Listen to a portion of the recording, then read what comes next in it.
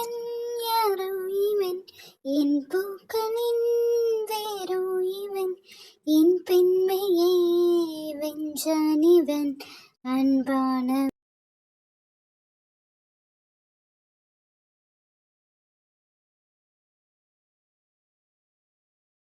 இடி எங்க குட்டி பையனை காணோம். ஃப்ரெண்டை இவ்வளோ நாள் கழிச்சு பார்க்க வந்திருக்கிய. ஃப்ரெண்டு எப்படி இருக்கா? ஏதாச்சும் கேட்போன்னு இருக்கா? குட்டி பையனை கேட்க வந்தோடனே இனிமேல் எல்லாம் இப்படிதான். தம்பி எங்க? அம்மாட்ட இருக்காண்டி. அவன் வந்ததுலேருந்து அம்மா என்னைய கூட கண்டுக்கிறது இல்லை பார்த்துக்கோ. ஃபுல்லும் அவனை தூக்கிட்டு தான் சுற்றிட்டு இருக்காங்க. சரி, தம்பிக்கு பேர் வைக்கிற ஃபங்க்ஷன் வைக்கணும்னு எல்லாரும் பேசிட்டு இருந்தாங்க. நீ பேரை சூஸ் பண்ணிட்டியா? நீ தான் சூஸ் பண்ணுவேன்னு சொன்னியா? சூஸ் பண்ணிட்டேன்டி. என்கிட்டயாச்சும் சொல்லுடி. நான் அவர்கிட்டே இன்னும் சொல்லலடி. உங்க அவர்கிட்டலாம் அப்புறம் சொல்லலாம். ஃபர்ஸ்ட் நான் தானே உன்னோட பெஸ்ட் ஃப்ரெண்ட். சொல்லு. சரி, என்னதான் இருக்கும்னு கெஸ் பண்ண. தெரியலடி. No idea. சொல்லு. நான் உங்ககிட்ட ஆல்ரெடி ஒரு தடவை சொல்லியிருக்கேன். இந்த பொண்ணு பந்தா இந்த பேர் வைப்பேன், பையன் பந்தா இந்த பேர் வைப்பேன்ட்டு. இடி, அது நீ எப்போவோ சொன்ன. நீ சொன்னதுலாம் எனக்கு ஞாபகம் இருக்கு, ஆனால் நேம் தான் எனக்கு ஞாபகம் இல்லை. அப்போ நான் எதுவும் பண்ண முடியாதுங்க மேடம். நீங்கள் நேம் வைக்கிற ஃபங்க்ஷன் அப்போவே பார்த்து தெரிஞ்சுக்கோங்க. ரொம்ப அநியாயம் பண்ணுறடி. உன் கூட பேசிட்டதே வேஸ்ட்டு. நான் தம்பி கூட போய் விளையாட போகிறேன். போயிருமா தாயே போ. இவன் வந்ததுலேருந்து உண்மைக்குமே நம்மளை யாரும் மதிக்க மாட்டிக்காங்க. எல்லாம் கால கொடுமை.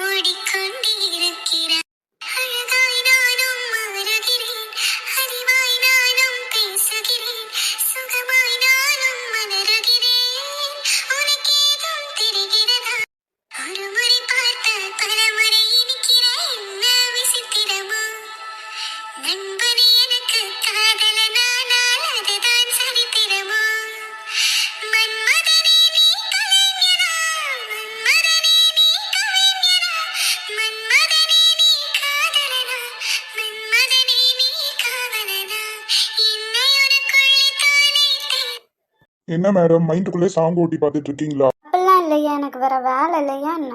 நடிக்காதடி. நீ என்ன பண்ணுவேங்கிறது எனக்கு நல்லா தெரியும். அப்படியா? ஆமா.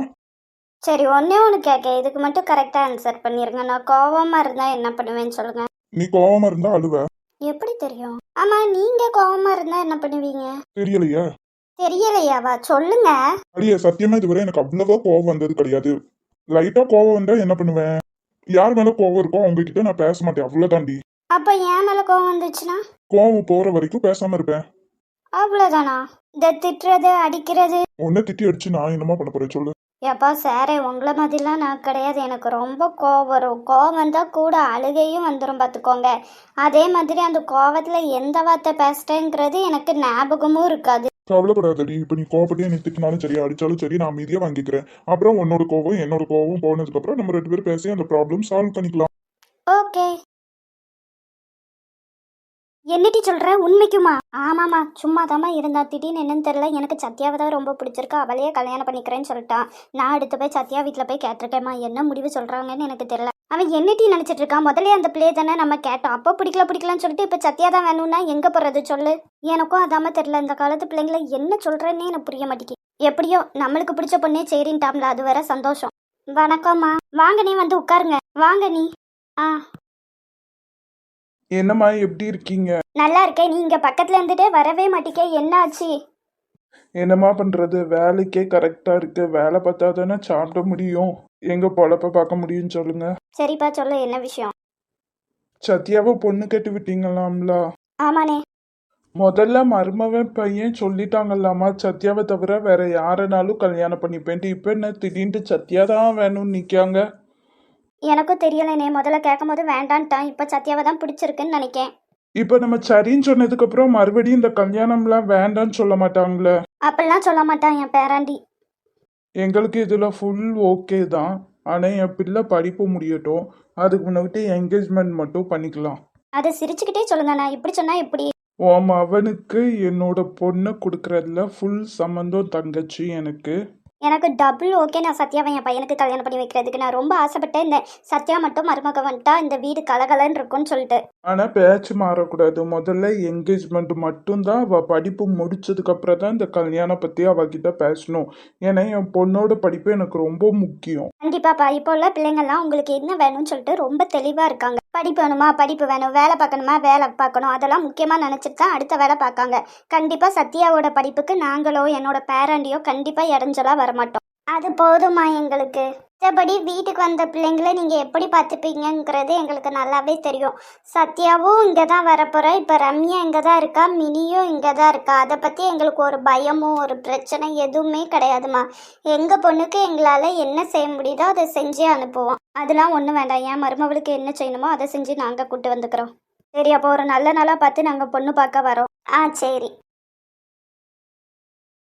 என்ன சார், என்ன விஷயம்? இப்போ எதுக்கு நீ இப்படி வர சொன்னீங்க? இப்போ என்னன்னு சொல்ல போறீங்களா இல்லையா? நம்ம 2 பேத்துக்கும் நம்ம வீட்டில் கல்யாணத்துக்கும் ஓகே சொல்லிட்டாங்க தெரியுமா? எப்பட்றா? எல்லாம் என்னோட செயல் தான். நான் போய் எங்கள் அம்மாட்ட சொன்னேன். எங்கள் அம்மா வந்து உங்கள் அம்மாட்ட பேசினாங்க, உங்கள் அம்மா உங்கள் அப்பாட்ட பேசினாங்க. இப்போ எல்லாம் ஓகே ஆயிடுச்சு. ஆனால் என்னோட அம்மா அப்பா என்கிட்ட ஒரு வார்த்தை கேட்கல. அது தெரியலையே. அது எப்படி என் கல்யாணத்துக்கு என்கிட்ட கேட்காமலே ஓகே சொல்றது? ஒருவேளை உனக்கு என்னைய தான் பிடிச்சிருக்குங்கிறது அவங்களுக்கும் தெரிஞ்சிருக்கும்னு நினைக்கிறேன். அப்படியே இருக்குமோ? இருக்கலாம். கொஞ்சம் தள்ளி நின்று பேசுறது. அங்கே என்ன இடமா இல்லை? போதுமா? என்னைய தள்ளிப்போன்னு சொல்லிட்டு நீ இப்போ இதுக்கு பக்கத்தில் வர? நான் வருவேன். அது எப்படி? உனக்கு ஒரு நியாயம் எனக்கு ஒரு நியாயமா?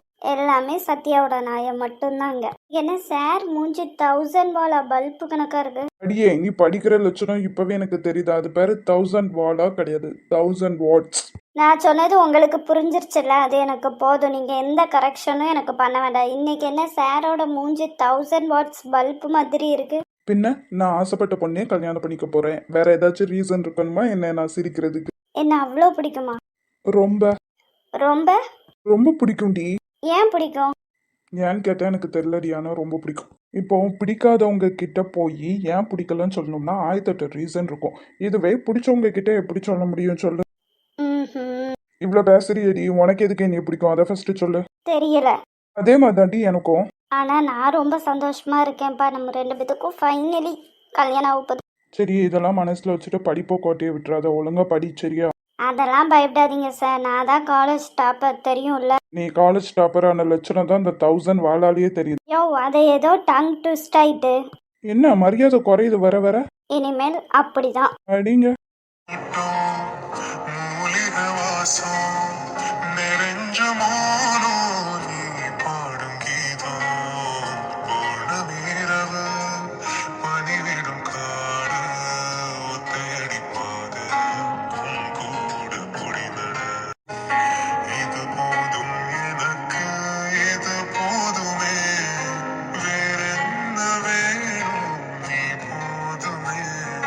சார், உங்களுக்கு இது போதும் தான். ஓகே, இப்போ கிளம்புறீங்களா? எங்கள் அம்மா அப்பா வந்துடுவாங்க. சரிடி, போயிட்டு வரேன், நீ படி. சரிங்க சார், கிளம்புங்க. ஐடி.